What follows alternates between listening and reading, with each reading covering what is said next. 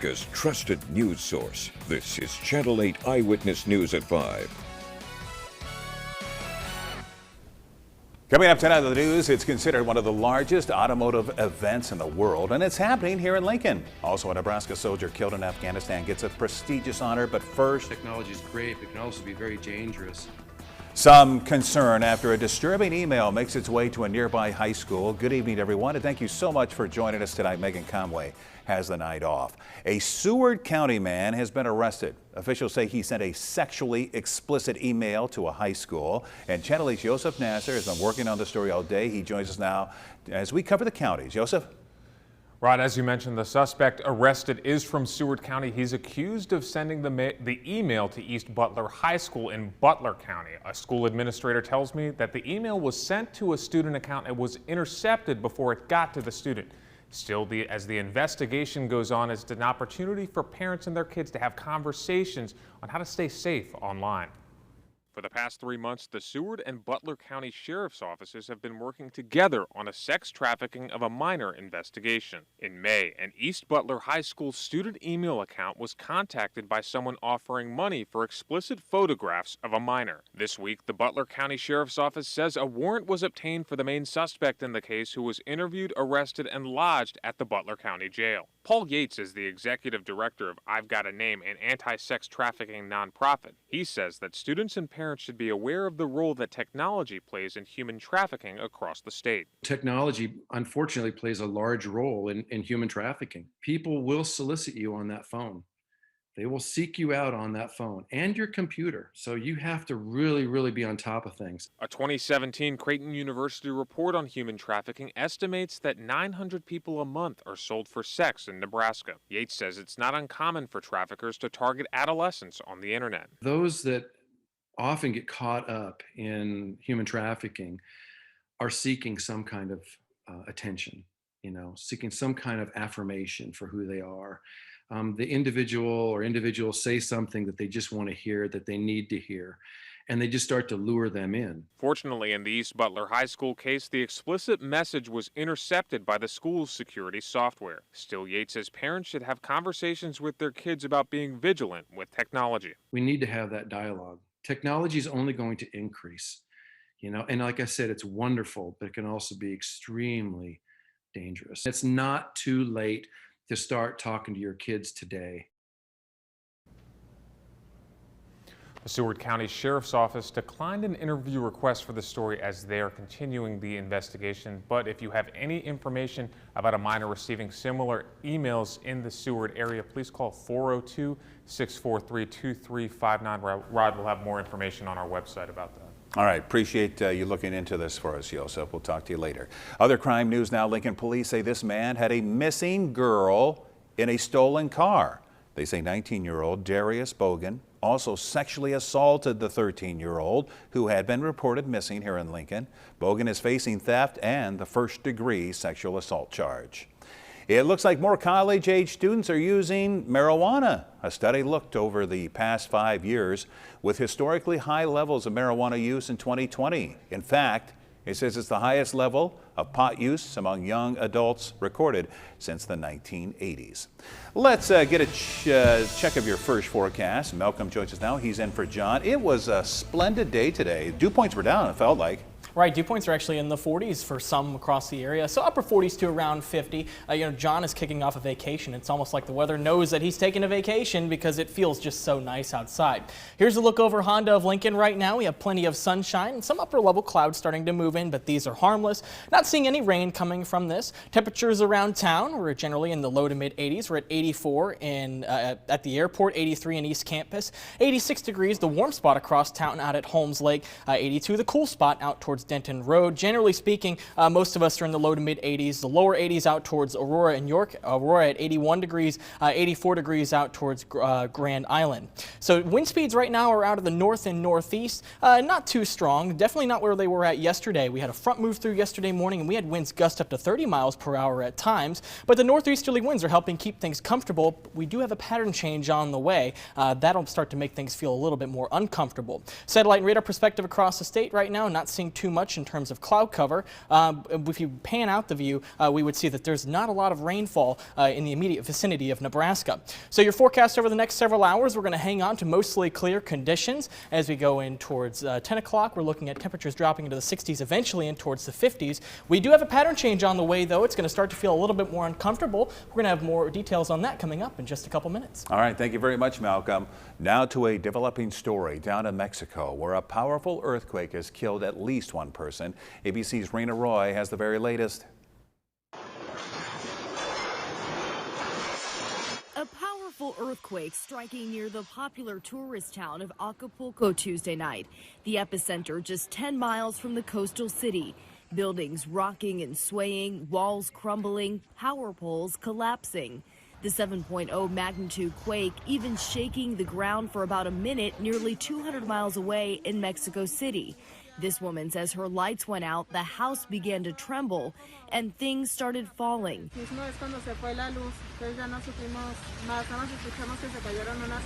Subway passengers stuck inside a train station advised to lean against the wall as the quake hit.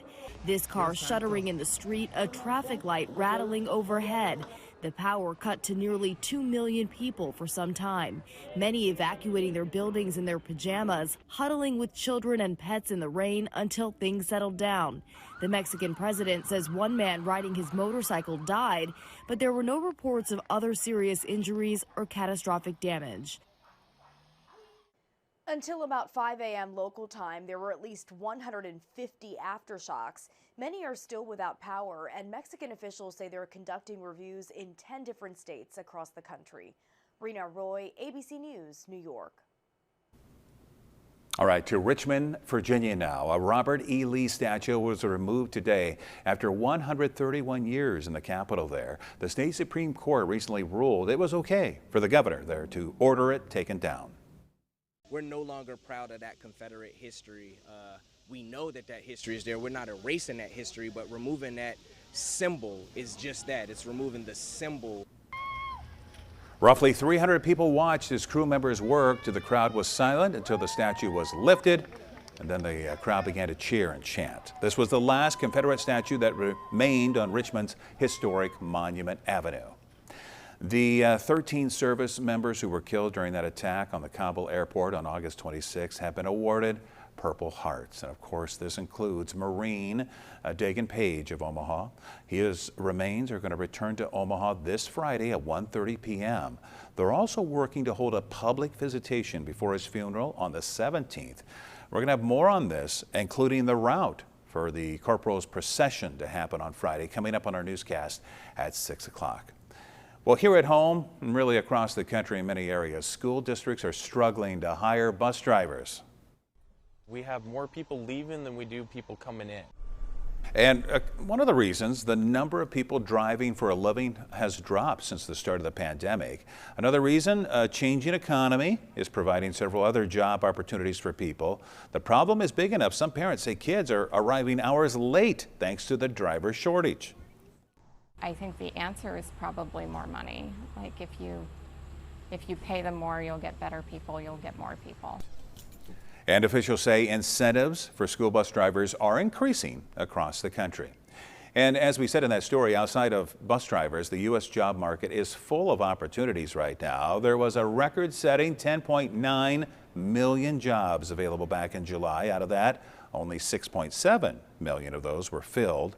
Most openings were in healthcare, social assistance, finance, and the service industry. Analysts say employees concerned about the pandemic and available child care are staying away from work right now. Organizers are calling it the largest contained automotive event in the world. It's the SCCA Solo Nationals happening in Lincoln right now. Channel 8's Nathan Grieve takes us inside the action.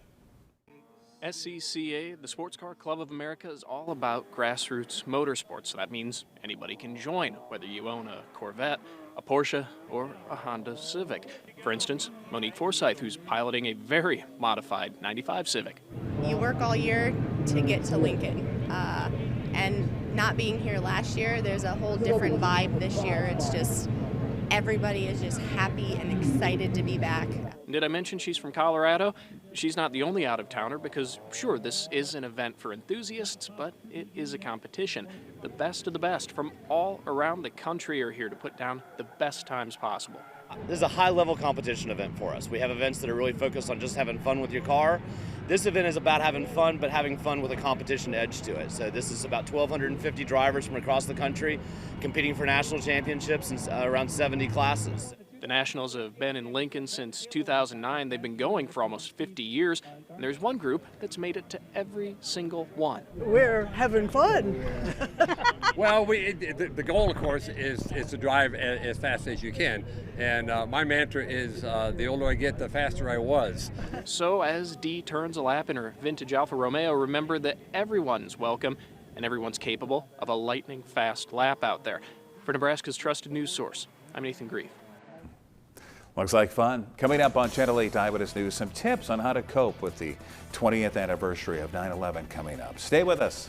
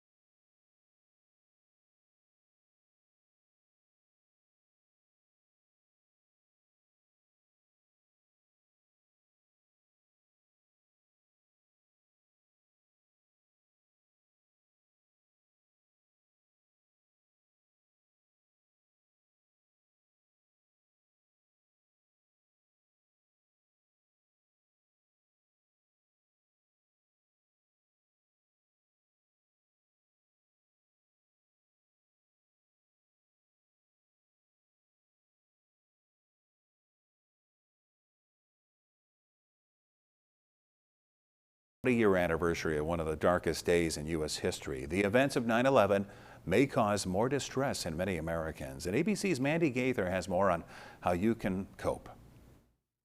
It's one of those defining moments in time that changed the way that we think about the world. 20 years ago, the day America was attacked. As we count down to September 11th, the memories and the images may be overwhelming.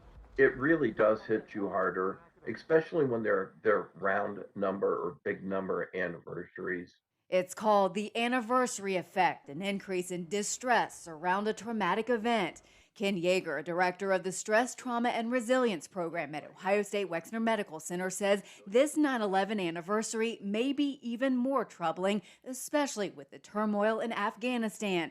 If you're struggling to cope, Yeager says acknowledge those feelings, talk to someone you trust. All of these are naturally occurring emotions, and rather than trying to avoid them, it's probably more important to name them and to call them out. With 9/11 and in any tragic situation, Yeager says using coping skills can help. Taking a walk, giving yourself time to sit and take a few deep breaths until you work through this, or just actually doing something to commemorate the tragic losses that occurred on that day. And as a new generation is exposed to 9/11, Yeager says to remember to talk to your children, help them work through any feelings that may come up.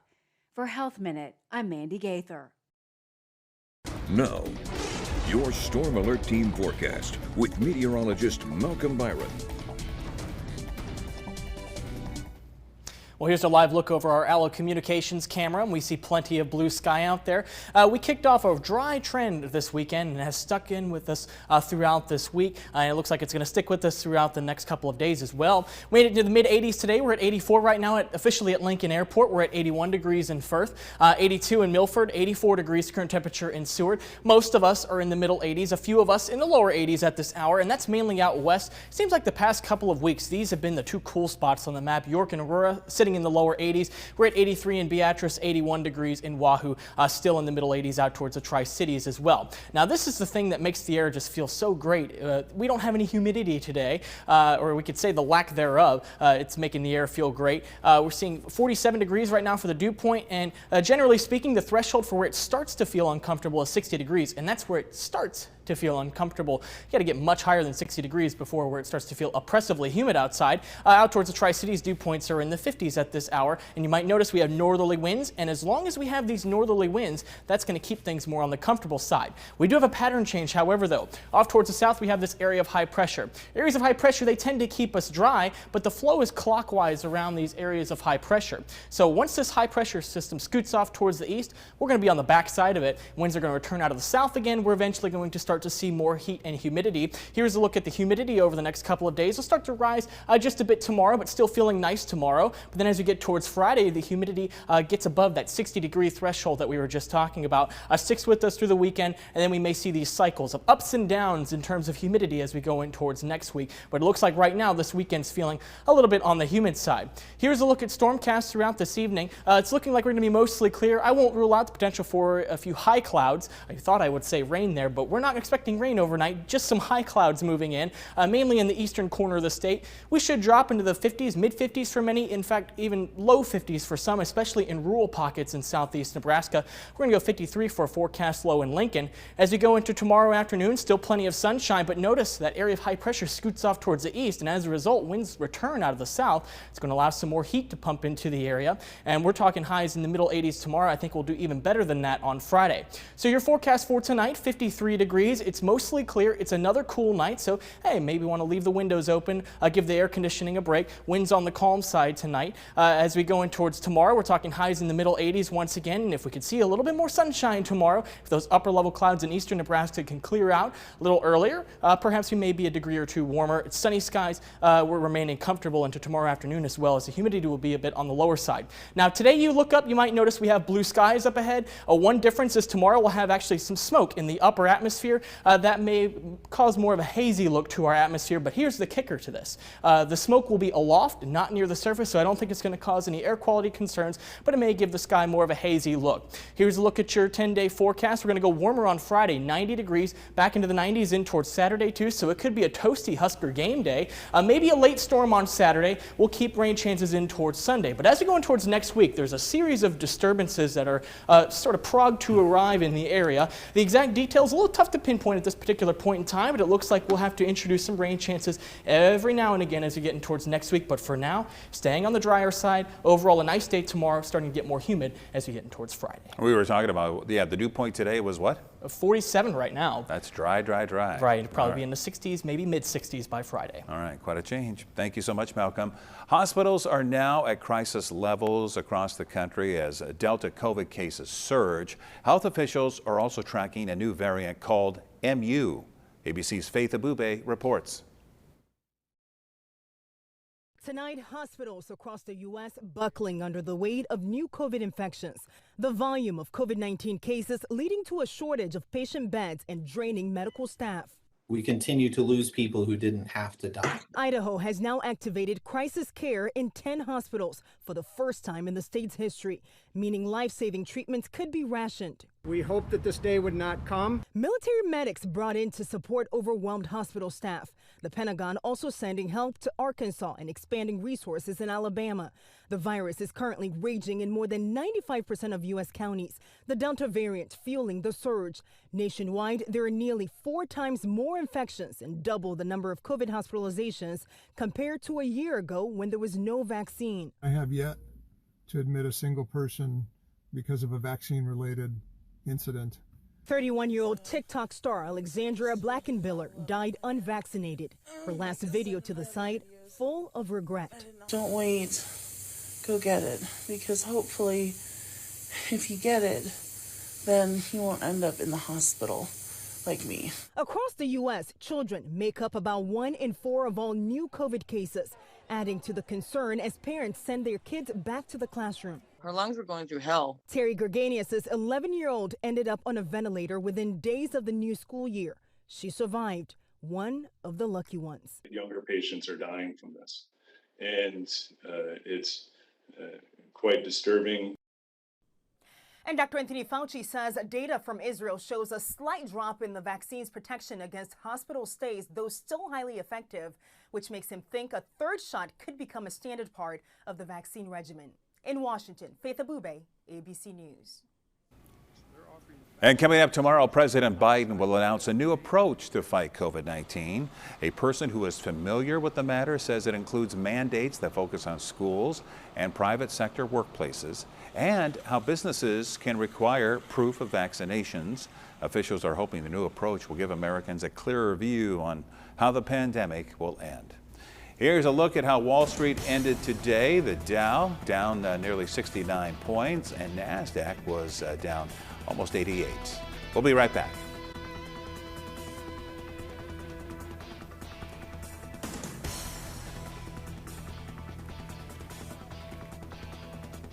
Tonight, after the power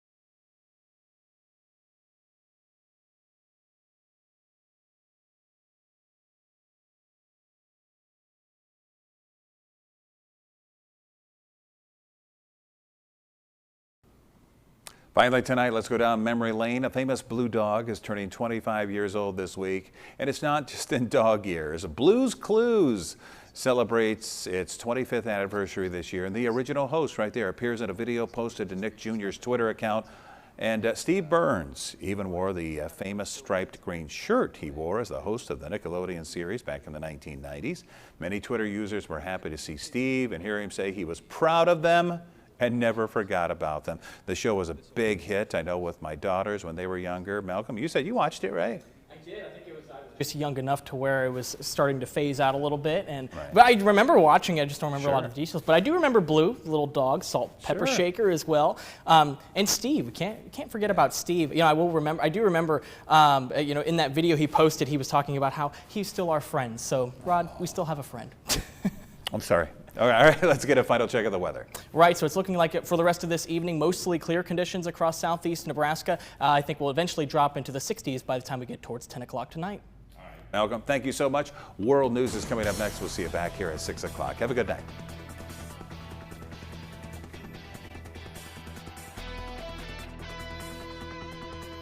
With the Channel 8 Eyewitness News mobile app, you'll be the first to know. Get alerts about breaking news and weather, all in the palm of your hand. We're up before the sun, so we can make breakfast for our friends and family. Hot off the griddle, fresh as can be. At Amigo. Closed caption